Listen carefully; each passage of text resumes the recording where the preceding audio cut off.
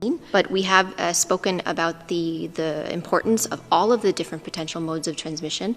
This is a respiratory pathogen, and so it is important that what we know fits into the guidance that we have. Dose of the virus that is needed, in particular in this route of transmission that is the aerosol or airborne transmission. Possibility of airborne transmission in public settings, especially in very specific conditions, crowded, closed, poorly ventilated settings that have been described cannot be ruled out. Someone is coughing or sneezing, or if someone is shouting or singing. Particles that are bigger than 5 microns tend to settle, meaning fall down on surfaces such as the floor, and they fall fairly close to the source, typically within 6 feet. This is why the CDC recommends 6 feet for social distancing. But here's the thing, sometimes these larger particles travel farther than that, especially if someone is breathing heavy, or shouting, or singing, or coughing or sneezing. Typically, they fly no further than 12 feet in these situations. But we're also spraying particles that are smaller than 5 microns. And this is why these tiny particles, they don't act like ballistics. They act more like a gas cloud where they float in the air and travel up to 27 feet. The ones that are less than 1 micron evaporate within milliseconds of hitting the air, while the particles that are more than 100 microns can take up to a minute to evaporate. So what happens when the droplets that are less than 5 microns, what if they're spewed from someone who is infected with the virus, and all of a sudden, in mid-air, they evaporate? Well, they dry out and you're left with a virus that is floating in the air. These are called droplet nuclei, aka aerosols.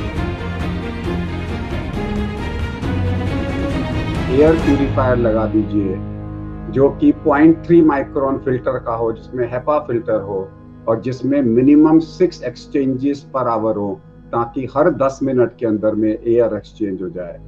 इससे you can ensure कि आपके घर में बुजुर्गों को कोविड-19 नहीं होगा।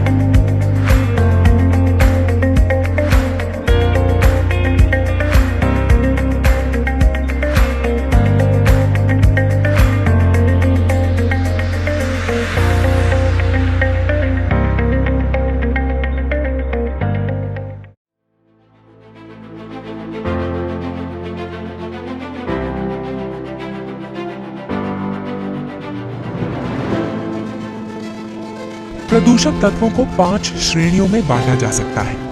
पहली कैटेगरी को हटाने के लिए हमारे पास हाई एफिशिएंसी पार्टिकल अरेस्टर है, जिसे हेपा के नाम से भी जाना जाता है। भले ही सभी एयर प्यूरिफायर्स में हेपा होता है, लेकिन शाम में ये सबसे ज्यादा कुशल होता है, क्योंकि इसे 2 कारकों पर सबसे ज्यादा अंक हासिल हुए हैं, जिसे हेपा की कुशलता के आंकलन में इस्तेमाल किया जाता है। द सर्फेस एरिया, जो यदि ऊंचा होता है तो बेहतर होता है, और क्लीन एयर डिलीवरी रेट या CAD। अन्य 4 कैटेगरीज के लिए sharp air purifier high density plasma cluster ions का इस्तेमाल करता है, जो न सिर्फ हवा से बल्कि कई सतह यानी सरफेस से सभी नुकसानदेह संक्रामक तत्वों को सक्रियता से हटाता है, खत्म करता है और मारता है। ये उनको हटाने के तरीके और उसके बाद घरों के भीतर महसूस होने वाली ताजी हवा से ही साबित होता है।